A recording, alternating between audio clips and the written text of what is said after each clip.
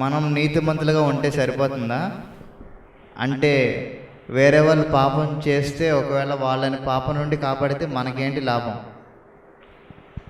మనము నీతిమంతులు సరిపోద్దా, లేకపోతే పాపం చేసే వారిని పాపం నుండి మళ్ళీ కాపాడి పక్క దోవలో పెడితే మనకేమైనా లాభం ఉంటుందా అనే ప్రశ్న బ్రదర్ అడిగారు.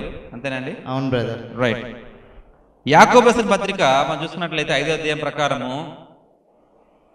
ఏ ఒక్క సహోదరుడైనా సరే పాపంలో పడి వెళ్ళిపోతుంటే అతన్ని సన్మానమైన మార్గంలో కానీ తెచ్చినట్లయితే అనేకమైన పాపములను నువ్వు కప్పివేయుదువు అని బైబిల్ చెప్తుంది.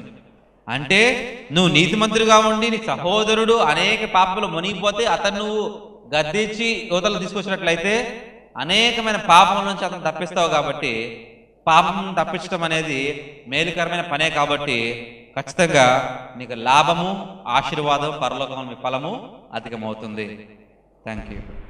Thank you brother.